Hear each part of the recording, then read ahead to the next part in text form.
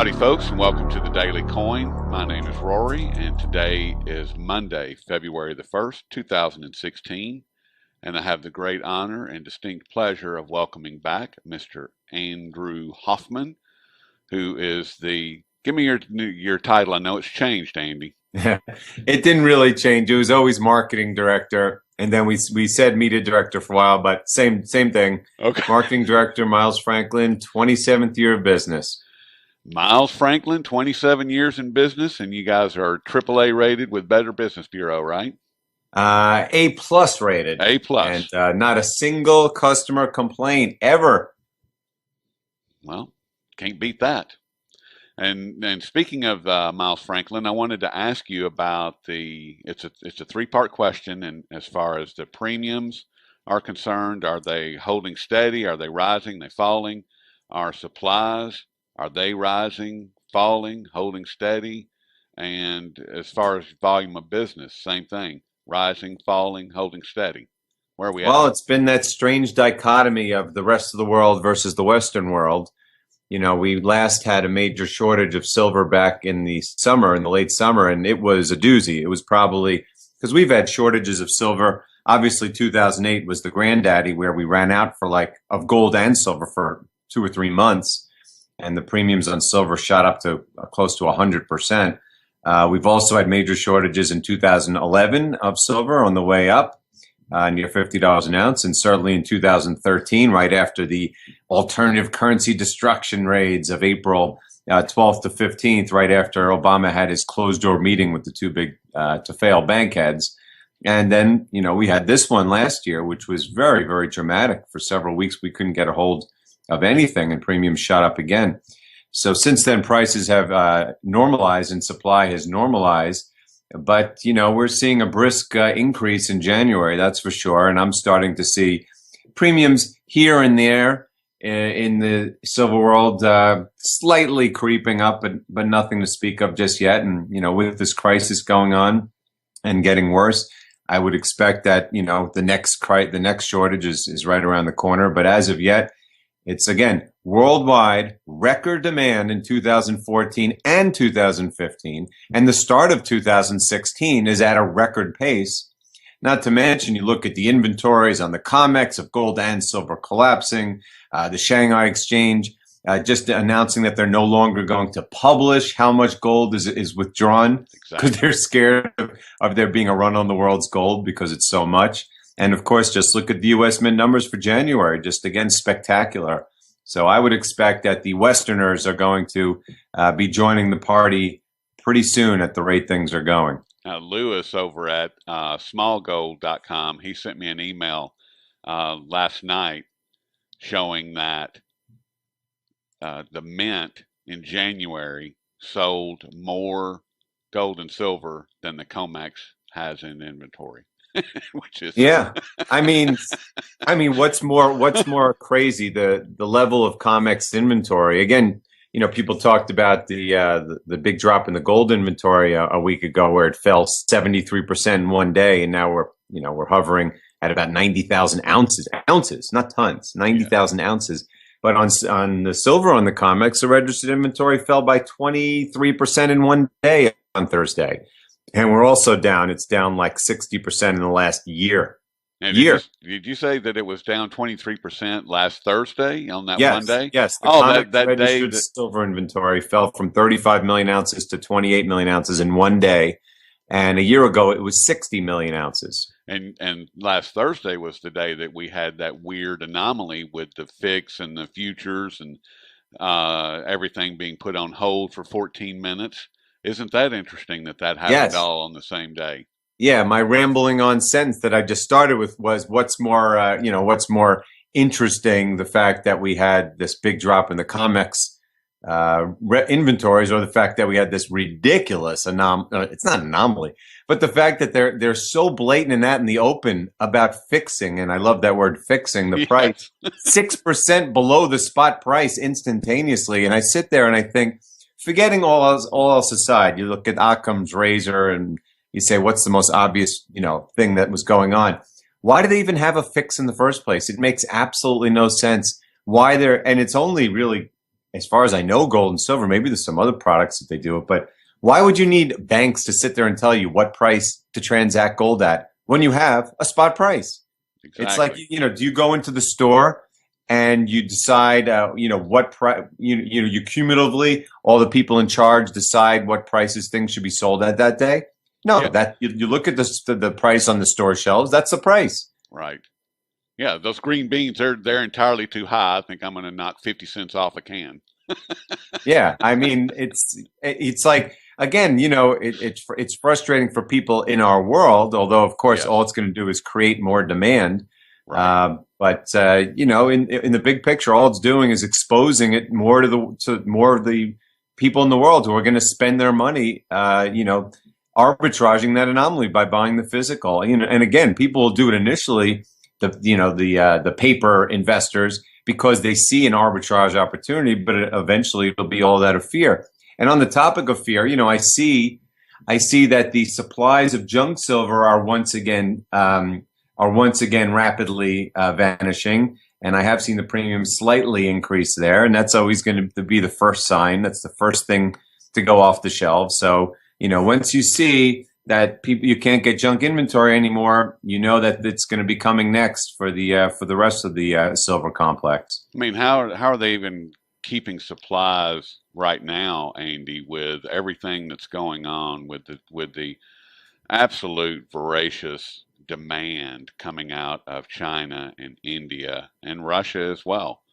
I Well, mean, again, we had our Miles Franklin 2016 Silver Outlook webinar that we did last week with David Morgan, Chris Marchese, and Andy Scheckman. And, David put it well into perspective. He said, look, the retail demand in the world in the West is very small. I mean, it's big for us. It's dramatically higher. It's 3 or 4 times higher than it was in the 2008 crisis. And it's rapidly rising. But in the scale of overall investment demand, it's small. It's the commercial demand, the commercial bar demand, which is the much bigger aspect of the market. And what we've seen is this explosion of retail demand, while the commercial, or let's call it the institutional investment demand, has been relatively flat. That's what's kept it from completely vanishing the supplies off the shelf. But that said, inventories have been shrinking. We've unquestionably gone into larger deficits, and whatever inventories are out there, such as what's on the COMEX, are rapidly shrinking to the point where we are on a hair's breadth. We're on the razor's edge of supply, and honestly, gold as well. We talk about gold, it's not as big of a deal. No, we're talking about last year the Chinese alone purchased just about as much gold as was produced in the entire world. We also know, that supplies have been shrinking there as well. So, silver will be the first to go. But in both ends, we're sitting here looking at a global currency collapse. We're in the midst of the ECB and now the Bank of Japan going to negative rates, and the PBOC is devaluing the yuan. And we were getting ready for hyper global QE to infinity, zero negative interest rates at a point where we already have record physical gold and silver demand, and inventories are shrinking. And oh, by the way, the mining industry has been utterly devastated, and production of silver absolutely peaked last year, and gold most likely peaked last year with nowhere to go but down. exactly. And I'm glad you brought up the QE, ZERP, and NERP, and all the other alphabet soup that these central bank criminals around the world are incorporating, because that's where I want to go next. And Yellen, as everybody knows, did the that tiny interest rate rise back in December, and last Monday, I believe it was, or it was last week, Japan jumped on board with the negative interest rate policy, and the Federal Reserve here in the United States said that back in December that there was going to be more interest rate rises in 2016. Now, with the ECB and the Bank of Japan both with negative interest rate policies, how is that even going to be possible for the Federal Reserve to consider raising Well, interest first rates. of all, the Federal Reserve never actually said there will be rate rises. They just said they suggested that that's what they would like to do. But I would like to do a lot of things that I'm not going to do. And of course, after last week's FOMC meeting, I mean, they're off the table. It's not happening. I mean, aside from the fact that money market rates are much lower than they were when the Fed announced that they were raising. I mean, the 10-year yield was 2.35 when they announced that with the rate hike, and now it's 1.95, and it's going to zero, well, I'd say the rest of the world's going to zero. The rest of the world's going negative. A quarter of all the sovereign bonds in the world are at negative rates right now because they're anticipating global QE to infinity. But the fact is, last week's FOMC meeting confirmed that rates are more likely to go down than up. And of course, now that you have other central banks aggressively stepping up what I call the final currency war, it's only a matter of time before what I call the Yellen reversal arrives, when she's forced by collapsing markets and, oh, by the way, a surging dollar to eventually lower rates and give up, the ghost on her ambitions of raising rates and pretending that there's a recovery. And by the way, you mentioned that they raised their rates a tiny bit back in December, and the Japan on Friday lowered theirs. Today I wrote an article called 0.1%. Because that's what the Japan did. They admitted we don't have any more bonds in stock to buy, so we're just going to go to negative rates. But all they did was lower rates by 0.1%, while the Fed went up, a quarter point. Let's call it 0.2%. And the fact is, look at the carnage that was caused. Look at how devastatingly fragile the markets are. That 0.1% changes in interest rates by central banks, which are meaningless in terms of economic activity. And frankly, it's meaningless in terms of banking activity in Japan to go from 0 to negative 1.1%. Just those tiny shifts in interest rate movements cause carnage in financial markets and currency markets, in the perception of central banks, in political movements, these kind of things. It's that close to the end game, that just by the Fed going up 0.1%, they unleashed this utterly, horrible crash in financial markets. And by what Japan did the other day, we only saw 1 day's worth of it, but you're going to see the currency wars go exponential as a result, because they're pretty much saying, oh, China, you think you're going to devalue the yuan? ECB, you think you're going to devalue the euro? Guess what? We're not done yet. We will do, quote, whatever it takes with no limits to make sure that the yen does not rise. And we will destroy our public, our citizens, our dying demographic citizens in the quest to destroy the yen. How does that even make sense? It doesn't, right? That's the whole point. It's the whole Keynesian misguided thing about if you have a weak currency, that means that your products will be cheaper. But as it turns out in reality, if you look at Japan's record high trade deficit, and it's in recession again, and the debt to GDP has exploded, that's not what happens. What happens is it just fosters currency wars around the world. And when you do it at a time where you have an economic recession, I mean, remember, they were doing that through the 1990s and early 2000s when the rest of the world wasn't doing it yet, so they were able to skate through. But now they're doing it while everyone is in recession or depression. So all it does is make the recession worse. Aren't we actually in a full-blown recession and possibly even a depression on a global scale? Oh, not possibly. I mean, we in the United States may still be pretending we have a positive GDP, but we're clearly deeply in recession. But, I wrote 6 months ago, the worst global economy of our lifetimes, but that was 6 months ago. I mean, that was the good old times. I mean, the Baltic Dry Index is probably down 50% just since I wrote that article. The CRB Index, which is now at a 40-year low, is probably down 20 or 25% since I wrote that article, and so on and so forth. I mean, South Korea, which is a big, manufacturing power out in the Far East, they announced today that their January, not December, January, which ended yesterday, their exports were down 19% in 1 month. So yes, this is a global depression. It's the worst ever. There's no comparison in history to what's going on. Certainly not in the modern day world of global finance and trade. And the sad thing is, it's just getting started. It's just getting started, and that is the sad part. I mean, we're already seeing major cracks in the economy here in the United States with, the global retail giant Walmart closing 269 stores, affecting 16,000 jobs. More than 50% of that is here in the United States, and that's just one example. I mean, there's How about Macy's? I mean, I worked on Wall Street as a sell side analyst for 8 years. I never saw a company reduce guidance dramatically 3 times in 2 months, including 2 times in 3 weeks. I mean, we're talking about major, massive declines in earnings estimates, and they're laying off people and closing stores, and that's just that's a very mainstream chain. And then of course you have Walmart, which back in October, again, October was the good old days compared to today. In October, they said we expect 2016 sales for the whole company to be no better than 2015. And that was before the financial market started to collapse. So I believe that Walmart and Macy's and pretty much everyone will have lower sales next year than they did this year.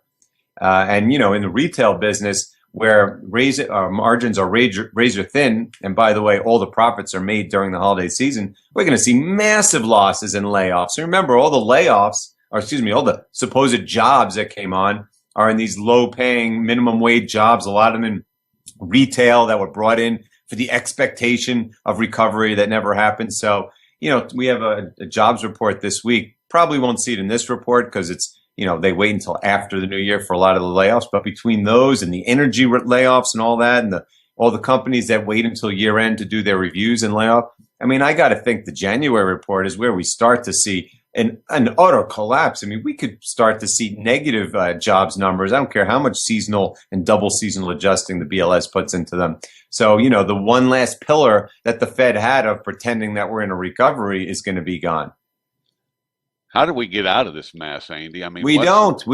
I mean, look, for years I saw a lot of, I was saying the system has to die and crash and start all over again. But there was always plenty of people out there, some in our community, obviously some in the political world, who would say, if we just change this, we can make things better.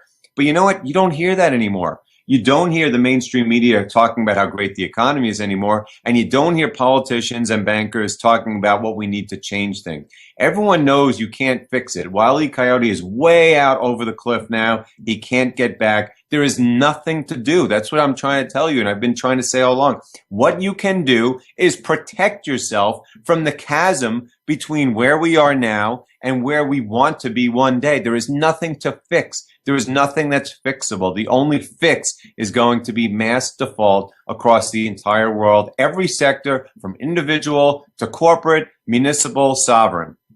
Are you talking about a debt jubilee, or are you just talking about a complete reset globally? Does that look like a world currency? I don't like either of those SDR? words. I don't like either of those words because I think they have conspiratorial connotations, and B, they don't really describe what's going on. A jubilee is kind of considered like this good thing. People will benefit. No one benefits from debt default because what you have is social unrest, draconian government, war, hyperinflation, all kinds of terrible things result from debts going away. And as for reset, again, that to me suggests that there's these powers, that these people are actually in control and are making the rules. No, they're not. They wake up, the Keystone cops. I've been saying this every day. The IMF, the World Bank, the central banks, the presidents of the countries, they're Keystone cops. They wake up every single day saying, how can we delay, avert, kick the can a little more so we can maintain a status quo in which we're in charge?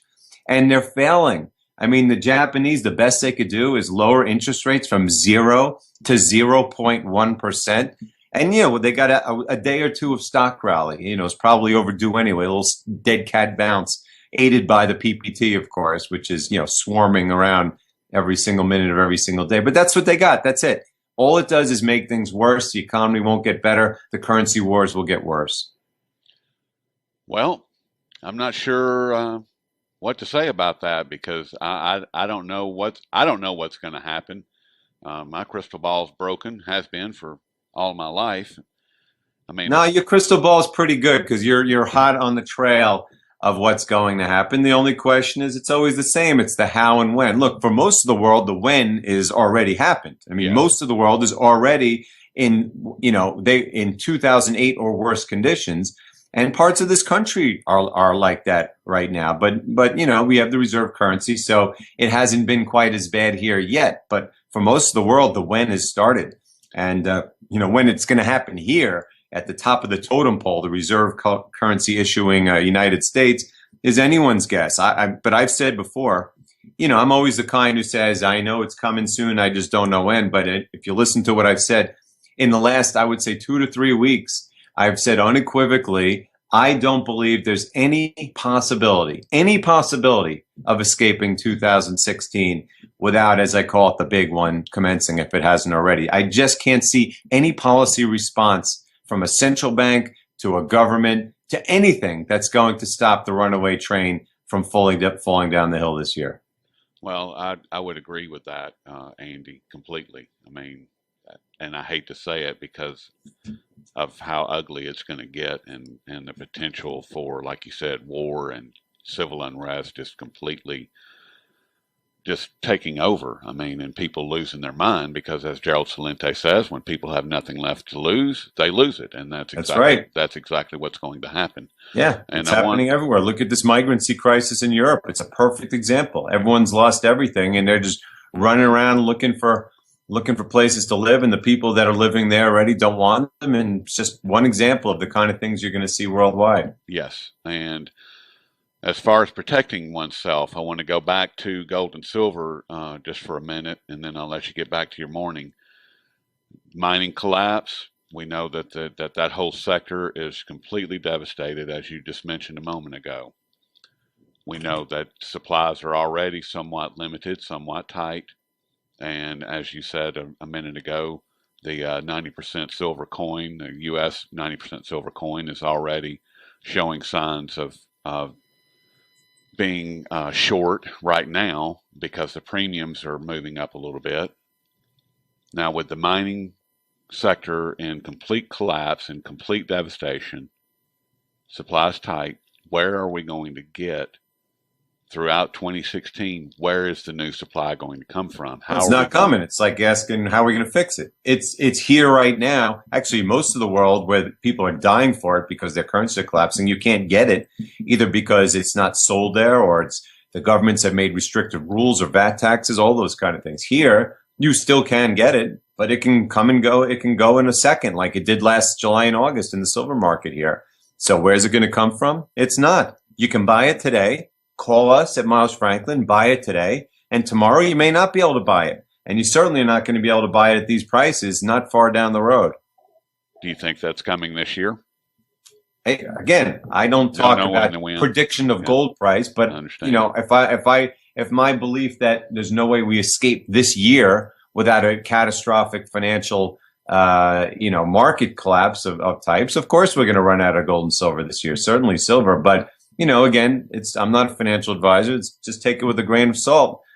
This is what I believe. I believe the financial world is going to meet its Armageddon this year. That's my belief for what it's worth. Well, got physical? If you don't, better get your hands on it soon because I believe the same as you, Andy. I think that things are getting ugly. They're getting uglier by the day, and there's nothing that these guys can do about it. And it just, if you don't have gold and silver to protect yourself, then you're just going to lose. And it's just that simple. You're not going to have anything as things begin to fall apart. I would also throw in there, get some barter items. Or junk silver. Junk silver is, there's, get some barter items, and get your family protected. Because if you don't, I'm sorry. There's not anything that anybody's going to be able to do. So. All right. Well, I'm going to run because the snowstorm is getting intense and I got some things to do before it. Okay. Well, all right. Well, we've been speaking with Andy Hoffman, Media Director, Miles Franklin. Andy, tell them how they can get in touch with you. Right. It's ahoffman@milesfranklin.com. You can go to milesfranklin.com and read my free blog every day or call us at 800-822-8080. Certainly appreciate all your time. And Andy, we will talk with you soon. Looking forward to it. All right, buddy. Take care. You too. Bye-bye. Bye.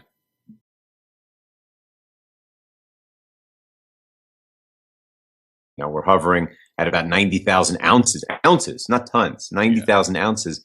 But on the silver on the COMEX, the registered inventory fell by 23% in one day on Thursday. And we're also down. It's down like 60% in the last year. And did you say that it was down 23% last Thursday on that one day? Yes. The that registered day silver inventory fell from 35 million ounces to 28 million ounces in one day. And a year ago, it was 60 million ounces. And last Thursday was the day that we had that weird anomaly with the fix and the futures and everything being put on hold for 14 minutes. Isn't that interesting that happened all on the same day? Yeah, my rambling on sentence that I just started with was what's more interesting, the fact that we had this big drop in the COMEX inventories, or the fact that we had this ridiculous it's not anomaly.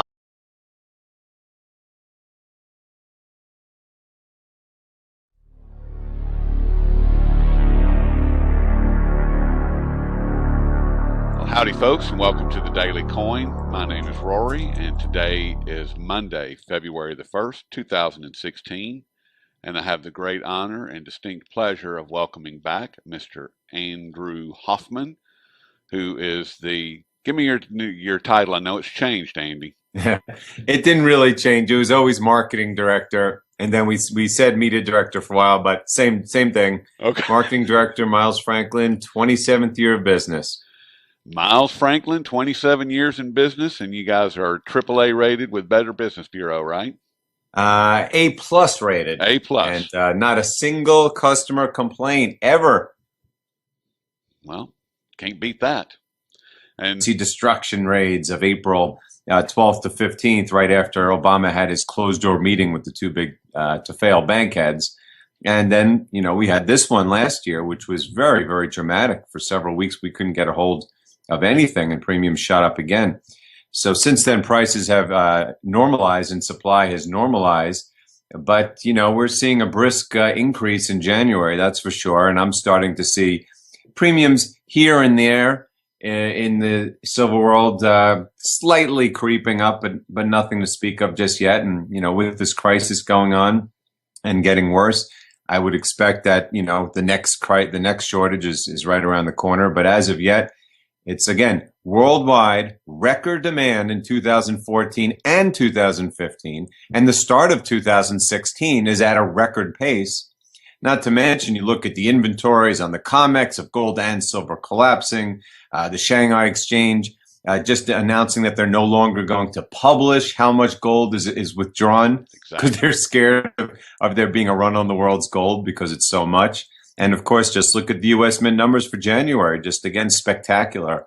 So I would expect that the Westerners are going to be joining the party pretty soon at the rate things are going. Lewis over at smallgold.com, he sent me an email last night showing that the Mint in January sold more gold and silver than the COMEX has in inventory. Which is I mean what's more crazy, the level of COMEX inventory. Again, people talked about the big drop in the gold inventory a week ago, where it fell 73% in one day, and now we're. And speaking of Miles Franklin, I wanted to ask you about it's a three-part question, and as far as the premiums are concerned, are they holding steady? Are they rising? Are they falling? Are supplies, are they rising, falling, holding steady?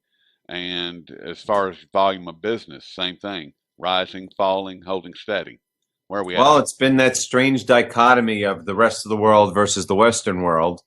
We last had a major shortage of silver back in the late summer, and it was a doozy. It was probably because we've had shortages of silver. Obviously, 2008 was the granddaddy, where we ran out of gold and silver for 2 or 3 months, and the premiums on silver shot up to close to 100%. We've also had major shortages in 2011 of silver on the way up, near $50 an ounce, and certainly in 2013, right after the alternative currency